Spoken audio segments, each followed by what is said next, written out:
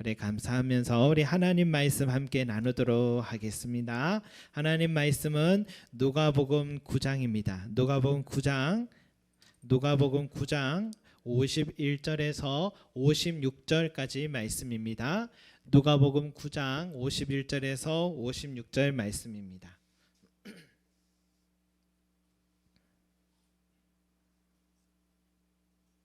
누가복음 9장 51절에서 56절까지 말씀. 제가 한 절, 여러분 한 절 교독하도록 하겠습니다. 예수께서 승천하실 기약이 차감해 예루살렘을 향하여 올라가기로 굳게 결심하시고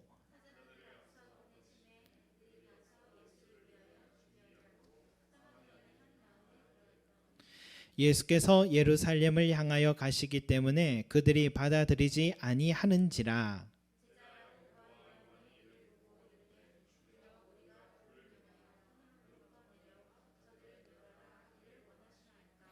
예수께서 돌아보시며 꾸짖으시고 함께 다른 마을로 가시니라. 아멘. 예수님께서요 이제 승천하실 때가 다가왔다는 것을 아셨습니다. 또 엄밀히 말하면 이제 6월절이 가까이 와서 예루살렘으로 올라가서 그곳에서 십자가에 달려 죽으실 날이 가까이 왔다는 것도 아셨다라는 뜻이 됩니다. 그래서 갈릴리 지역에서 활동하시던 우리 예수님께서 예루살렘으로 올라가시기 위해 가장 지름길인 이 사마리아 지역을 통하여서 가시려고 하셨습니다. 그런데 여러분, 사마리아 지역에서 또 사람들은 유대인들에 대한 반감이 있어서 먼저 제자 몇 사람을 또 사신으로 보낸 거죠. 아니나 다를까 사마리아 사람들이 예수님과 그 일행들이 유대인들이라고 그 길을 통과하는 것을 단호하게 거절을 했습니다. 사마리아인들과 유대인들은 이렇게 오랜 갈등의 골이 깊었습니다. 그래서 사마리아를 비껴서 요단강 협곡에 있는 길을 통해서 예루살렘으로, 갈릴리에서 예루살렘으로 오고 가고 했던 것이죠. 그러나 그렇다 해도 오늘처럼 그냥 간 게 아니라 정중하게 먼저 가서 요청을 하고 이 길을 좀 지나가고 또 머물다가 지나가게 좀 해달라고 그렇게 요청하면 아무리 사마리아인들이 감정이 있어도 그래도 한 번 정도는 허락해 줄 만도 한데도 단호하게 이들은 거절을 했습니다. 그래서 유대인 제자들이 오늘 54절에 그런 말하죠. 주여, 우리가 불을 명하여 하늘로부터 내려 저들을 멸하라 하기를 원하시나이까? 라고 말한 겁니다. 사실 남의 자식 귀신도 못 쫓아낸 제자들이 무슨 능력으로 불을 내리게 할 수 있겠습니까? 자기들이 무슨 엘리야도 아닌데 그냥 화가 난 것 같아요. 그때도 예수님은 제자들 마음도 좀 헤아려 주면서 맞장구 쳐줄 만도 한데 도리어 사마리아 사람들을 옹호하면서 이 분노하고 있는 제자들을 꾸짖으시고 있는 모습입니다. 그리고 다른 마을로 비껴서 가셨다라고 기록되어 있죠. 여러분, 왜 예수님은 승천을 앞두신 이 중요한 정말 얼마 남지 않은 이 시간을 왜 이 안전한 지역, 안전한 길도 많은데도 불구하고 꼭 이 사마리아 지역을 지나가려고 하셨을까? 또 제자들의 입장이 화가 날 만한데도 그 순간까지도 왜 늘 사마리아 사람들의 입장에 서서 그렇게 서 계신 걸까? 왜 옹호하고 있는 것일까? 예수님이 사마리아인들을 이렇게 옹호하는 것이 한두 번이 아닙니다. 예수님께서 승천하실 때도 마지막 유언이 뭐였습니까? 오직 성령이 너에게 임하시면 너희가 권능을 받고 예루살렘과 온 유대와 그 다음 뭐예요? 사마리아와 땅끝까지 이르러 내 증인이 되리라 하시니라. 여러분, 예루살렘도 온 유대도 그리고 이방 땅끝도 이해가 돼요. 예수님께서 유대인들과 이방인들을 다 구원하려는 마음 아는데, 그런데 굳이 유대인들이 그렇게 꺼려하는 사마리아인이라는 이 핀셋으로 콕 집어서 언급하시면서 그들에게도 내 이름을 전파하라고, 꼭 전파하라고 요청하시는 우리 예수님, 그뿐입니까? 사역하는 동안에도 유대에서 갈릴리로 가실 때도 그저 비껴가면 되실 일을 나는 사마리아로 가야 하겠는지라 하시면서 굳이 그 어려운 길로 또 가시다가 그곳에서 우물가 여인을 만난 그런 전도하신 사마리아인 마을을 전도했던 사건, 왜 그러셨을까요? 여러분, 자식이 여러 있는 집안에 보면 꼭 아픈 손가락 같은 자식도 있을 수 있잖아요. 잘하는 것도 없는데도 부모는 항상 그 아픈 손가락 같은 자식을 생각하면 늘 마음이 쓰리고 집착하게 되죠. 잘난 자식도 소중한데 그 아픈 손가락 같은 자식도 더없이 소중한 내 자식이기 때문에 부모 마음은 다 그렇잖아요. 예수님께서 이 사마리아 지역 사람은 아픈 손가락 같은가 봐요. 그러니까 마지막 걸음 또 그 길에도 사마리아 지역을 지나가시려고 하고 이 세상 떠날 때도 사마리아 지역을 잊지 말라고 당부를 하고 계신 것입니다. 설교자는 보통 책을 많이 읽어야 되는데 저는 책보다는 드라마를 좀 보는 것 같습니다. 드라마나 영화를 자꾸 봐서 이야기가 자꾸 그런 생각이 좀 나는데, 최근에 제가 오래전에 몇 년 전에 흥행을 했다는 이 나의 아저씨라는 드라마를 이렇게 보게 됐습니다. 국내뿐만이 아니라 해외에서도 이 드라마를 참 인정해 준 그런 드라마라고 하더라고요. 보니까 그럴만했습니다. 이런 내용이에요. 극 중에 상처 많은 이 여자 인턴이 나옵니다. 그녀는 왜소하여 가난합니다. 어릴 때 아빠에 대한 소식은 알 수 없고 엄마는 많은 빚을 지고 가정을 버리고 떠났습니다. 아무도 그녀에게 법원에서 비상속을 거절하는 방법을 가르쳐 준 사람도 없고 아무도 할머니를 요양원에서 국가 지원으로 지낼 수 있는 방법을 가르쳐 준 사람이 없어서 정상적인 학교 생활도 못했고 어릴 때부터 하루에도 여러 개의 알바를 하면서 이 사채업자들을 감당하면서 홀로 할머니를 모시고 살았던 이 여학생이었어요. 늘 무시받고 왕따를 당하고 좋은 사람들도 불쌍하다며 다가왔다가도 한 몇 번은 도와주다가 그 학생의 마음에 돋아난 이 가시 때문에 찔려서 떠나고 맙니다. 그래서 세상과 사람들에게 마음문을 닫고 이 여학생은 자랐습니다. 사람들이 너무 많은 거절을 받았기 때문에 이제는 먼저 거절하면서 거리두기 하며 살아가요.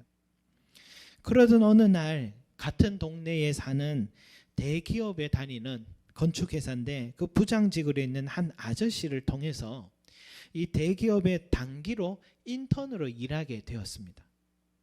취업시켜준 이유는 단 하나입니다. 달리기를 잘해서. 이력서에는 스펙이 없었습니다. 여전히 세상에 대한 마음문을 닫아서 회사 일을 하면서도 사무실에서도 혼자 이어폰을 끼고 자기 일만 해요. 누구와도 대화하지 않고 누가 물어도 퉁명스럽게만 대답하고 복사기 앞에서 종이가 어디 있냐고 누가 물으면은 발로 툭 차면서 여기 있다고, 그렇게 사람이 경직된 생활을 하며 살았습니다. 그러니 사무실 내외에도 왜 저런 사람을 인턴으로 뽑았냐고 빨리 자르라면서 불만이 이만저만이 아니에요. 그런데 그 부장 아저씨는 그 인턴의 행동을 불쌍하게 여깁니다. 그리고 이렇게 말해요. 세상에 경직된 사람은 다 그럴 만한 이유가 있어서 불쌍해. 그런 얘기를 해요. 직원들의 불만에도 오해를 다 또 받으면서도 그 여인턴을 끝까지 챙겨줍니다. 심지어 나중에는 회사 임원에서 그 부장 아저씨에 대한 승진 심사를 하는 중요한 인터뷰에서 그 여인턴의 악의적인 뒷조사를 한 결과 살인 전과가 있다는 것도 알게 되었고, 그녀를 취업시키고 옹호하는 그 부장 아저씨를 향해서 책임을 회사에서 묻기 시작합니다. 이렇게 물었어요. 어떻게 스펙도 없는 사람을, 어떻게 살인자였던 사람을 이런 회사에 취업을 시켰냐라는 것입니다. 그 부장이 이렇게 대답합니다. 사례가 아닙니다. 정당방위로 무죄 판결이 났습니다. 누구라도 죽일 법한 상황이었습니다. 저라도 죽였을 것입니다. 그래서 법이 그 아이에게 죄가 없다고 판결을 내렸는데 왜 이 자리에서 그 이재한 씨가 판결을 받아야 하는지 모르겠습니다. 이런 일 당하지 말라고 전과 조에도 잡히지 않게 어떻게든 법이 그 아이를 보호해 주려고 하는데 왜 그 보호망까지 뚫어가면서 그 한 인간의 과거를 붙들고 늘어집니까? 내가 내 과거를 잊고 싶어하는 만큼 다른 사람의 과거도 잊어주려고 하는 게 인간 아닙니까? 하니까 뒷조사를 한 그 한 사람이 여긴 회사야 라고 말할 때 회사는 기계가 다니는 데입니까? 인간이 다니는 데입니다 라면서 자기의 인생이 달려있는 그 순간에도 그 불쌍한 여인턴을 옹호하는 일을 했던 거죠. 사실이죠. 그 인턴이 과거에 살인을 저지르게 된 것은 부모에게 물려받은 사채비 때문에 돈을 제때 못 갚으면 밤마다 찾아온 그 사채업자에게 폭행에 시달려야 됐어요. 그 어린 나이에도 빚독촉과 폭행에 시달린 것까지는 참을 수 있지만 어느 날 몸이 아프신 할머니까지 폭행하는 것을 보고 이 여자아이는 자기도 모르게 칼로 그 사채업자를 찔러 살인하게 된 겁니다. 그런데 지금도 그 사채업자의 아들이 이제는 또 매번 찾아와 빚을 독촉하고 폭행을 일삼고 홀로 할머니를 모셔야 하는 그 딱한 사정을 이 부장 아저씨가 우연히 알게 된 것입니다. 그래서 그 인턴의 모든 행동을 남다른 시선으로 바라보고 사람들이 그 인턴이 비방할 때도 홀로 방패가 되게 되어줬던 것입니다. 그리고 그 인턴에게 다가가 유일하게 착하다라고 말해준 사람도 이 아저씨밖에 없었습니다. 여러분, 이 사마리아인들의 경직된 태도는 다 이유가 있었다라고 할 수 있겠습니다. 사마리아 사람들도 유대인들 사이에는 참 오래된 편견과 갈등의 역사가 있어요. 우리도 남과 북이 이렇게 70년을 이렇게 갈라서 있으니까 얼마나 그 골이 깊습니까? 사마리아 사람들 유대인들은 사실은 모두 야곱의 12지파 야곱의 후손들이 한 형제 민족이었습니다. 예수님 시절 때만 해도 1000년이란 세월 동안 서로 정치적 종교적 갈등으로 서로를 비난하고 지내왔어요. 그런데 왜 그런 일이 있었냐? 과거로 돌아보면 솔로몬 왕 이후에 솔로몬 왕의 죄 때문에 이스라엘 민족은 둘로 갈라지게 됐잖아요. 처음에는 남과 북이 갈라져도 사마리아 사람들이 남유다 지역의 성전까지 기꺼이 찾아와 예배를 드렸어요. 하나님을 섬겼다는 겁니다. 그런데 북이스라엘 여로보암 왕이 시기가 나서 이 사마리아 지역에 우상을 만들고 그곳에서 예배 드리라고 강압을 하니까 힘없는 백성들이 따라야죠. 어떻게 하겠습니까? 그래서 본의 아니게 하나님을 떠나게 된 겁니다. 여러분, 하나님을 떠나니까 누가 그들을 지켜줍니까? 그래서 결국은 아수르라는 큰 민족에게 사마리아 땅은 멸망받게 되고 아브라함의 자손이라는 순수 혈통을 지키고 싶어도 나라 잃은 백성은 아무 힘이 없었습니다. 사마리아 땅이 멸망당한 후부터는 사마리아 사람들 소수 민족이 되었고 순수 혈통 잃어버린 혼혈 민족이 되었고 율법을 떠난 우상을 섬기는 다신교 민족이라는 오명으로 유대인들은 사마리아 사람들을 정말 개, 돼지 취급했고 죄인 취급했고 그 땅도 밟지 않는 상종도 하지 않게 된 것입니다. 그러니까 이 사마리아 사람들도 자신들을 그렇게 대하는 다수민족 유대인들에게 얼마나 가시를 세웠겠습니까? 이것은 상처받은 사람의 자연스러운 반작용이라 할 수 있겠죠. 예수님은 그 아픈 역사를 아셨고 편견과 상처로 얼룩진 이 사마리아인들의 경직성을 이해하셨던 것입니다. 그래서 예수님은 그의 사역 기간 내내 예루살렘과 온 유대 땅에 복음 전하는 것도 중요하게 여겼지만 사마리아인들에게도 복음의 씨앗을 뿌리기를 정말 게을리하지 않으셨고 또 포기하지 않으셨습니다. 심지어 예수님은 가식으로 가득한 유대인들보다 도리어 진정성 있는 사마리아인들을 더 칭찬하시고 더 기대하셨다는 걸 알 수가 있습니다. 그게 바로 선한 사마리아인의 비유죠. 어떤 내용입니까? 한 사람이 예루살렘에서 또 여리고로 갈 때 누가 처음에 이렇게 물었어요. 누가 내 이웃입니까? 자꾸 이웃을 사랑하라고 예수님 얘기하시니까 누가 내 이웃입니까? 물으니까 예수님이 이런 이야기 한 거예요. 한 사람이 여리고에서 예루살렘에서 여리고로 내려가는데 강도를 만나서 모든 걸 빼앗기고 거반 죽게 됐습니다.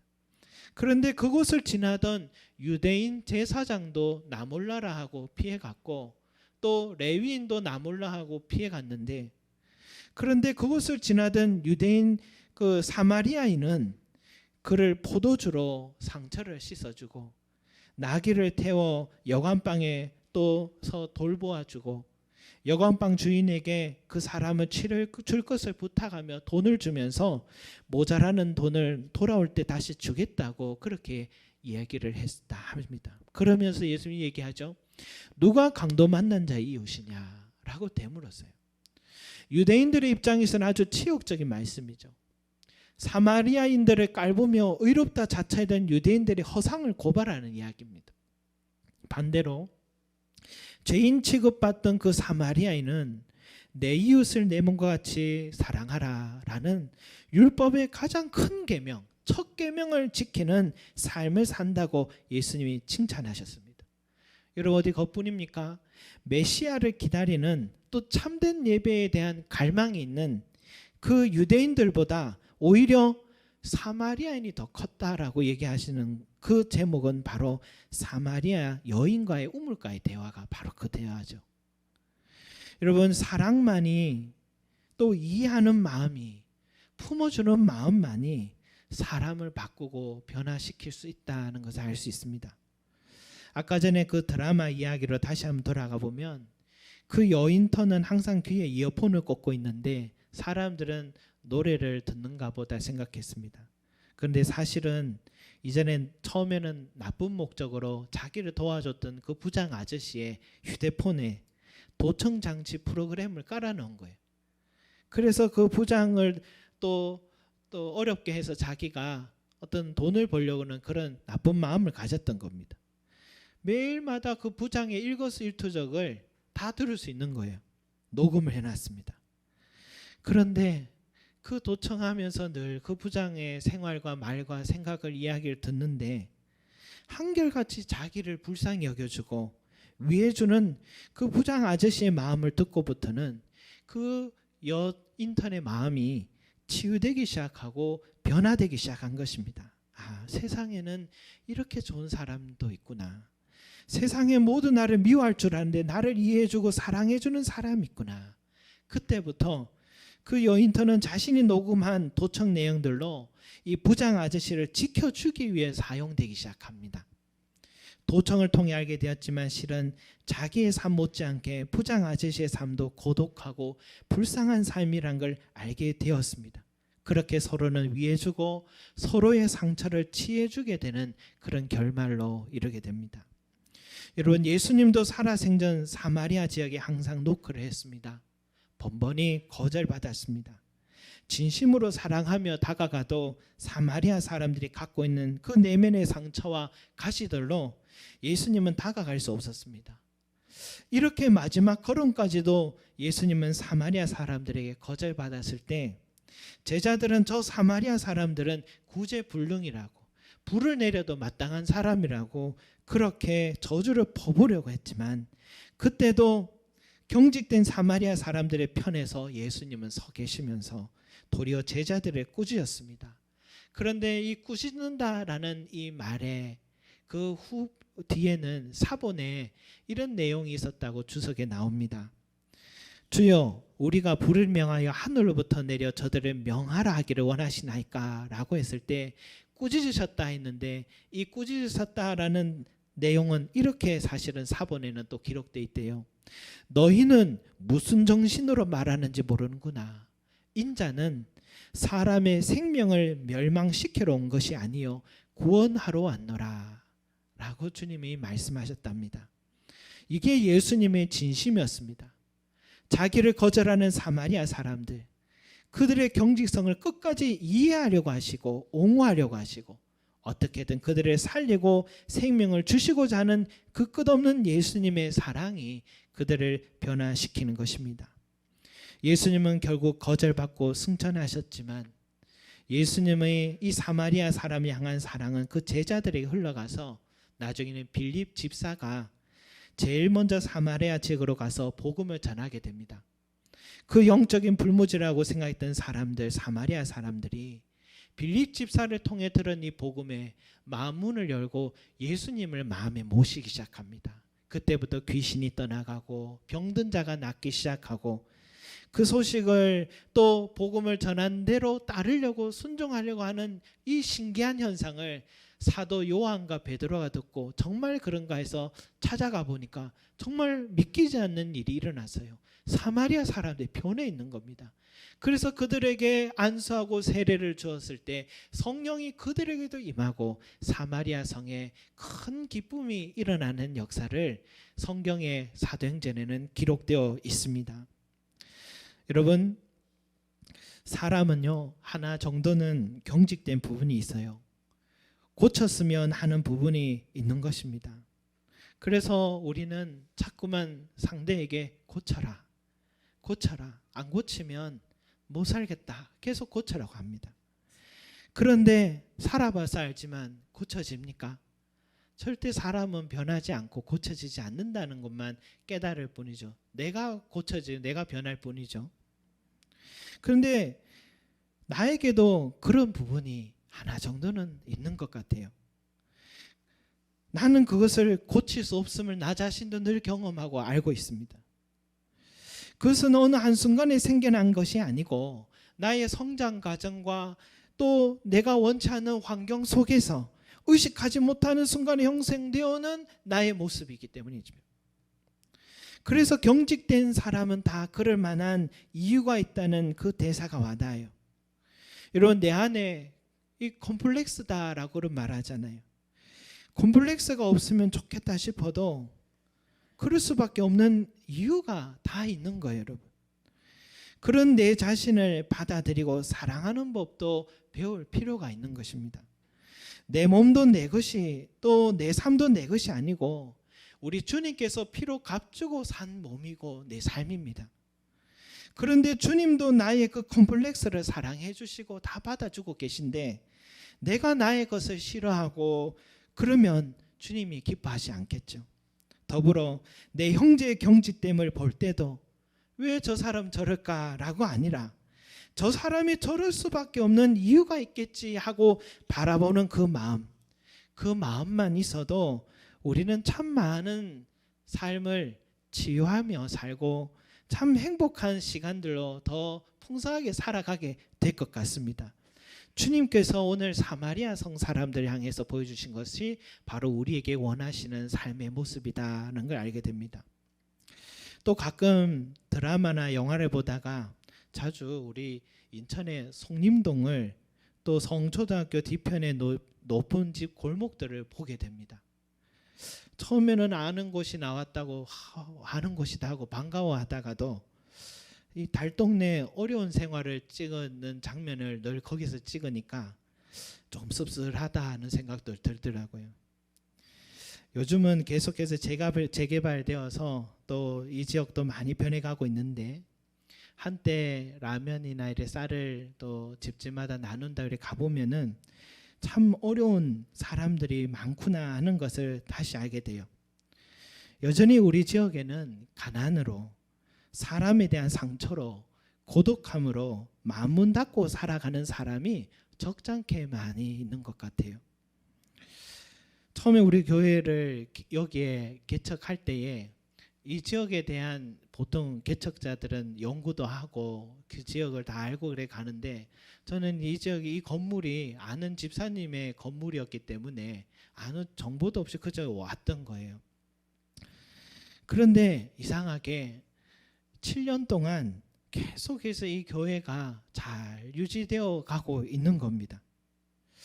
왜 이렇게 7년 동안 우리 하나님께서 유지시키고 세워 가시는가 생각해 보니까 하나님께서 이 송림동을 향한 우리 하나님의 부탁이 있어서가 아닐까 하는 생각을 다시 하게 됩니다.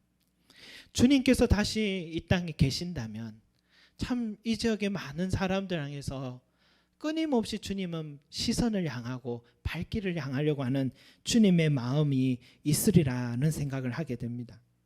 이 땅에 고독해서 눈물 흘리고 상처 많은 사람들 향해서 다가가고 또 그렇게 함으로써 그들을 다시 살리는 것, 주님께서는 우리에게 그것을 바라신다라는 것을 다시 한번 생각해 보게 됩니다. 사랑하는 여러분, 사람은 부족한 부분이 있어도 감싸주고 덮어주고 이해하려는 마음으로 먼저 시작하고 다가가고 고치려고 하지도 말고 품고 주님처럼 끝까지 그들을 향해서 품고 사랑한다면, 또 그들에게도 주님이 그들의 마음속에 들어간다면 이렇게 변하지 않을 것 같은 이 사마리아 성 사람들도 변화되고 새 사람이 되었듯이, 여러분 우리의 그 수고와 노력이 있다면, 그러한 마음으로 주님을 전한다면 우리의 삶 속에서도 더 풍성한 기쁨이 있고 또 이 지역에 우리에게 주신 사명을 감당하게 될 줄로 믿습니다.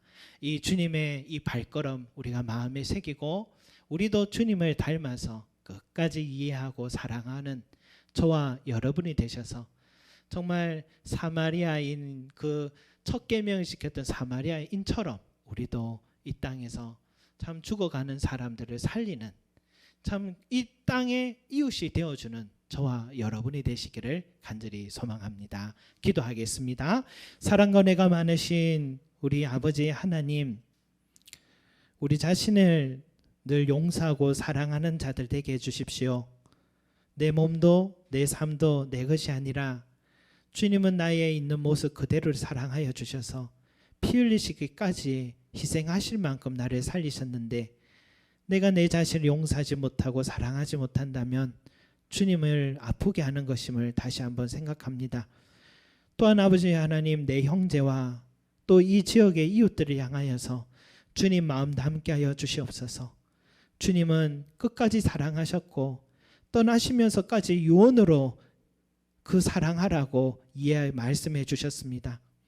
주님의 말씀을 우리가 잘 순종하여서 빌립 집사처럼 꺼려하는 그 지역의 사람들이 할지라도 우리가 다가가서 그 사람들에게 복음 전하고 살리고 그들의 새 삶을 살 수 있도록 주여 우리가 주님의 기쁨이 될 수 있도록 우리를 사용하여 주시옵소서.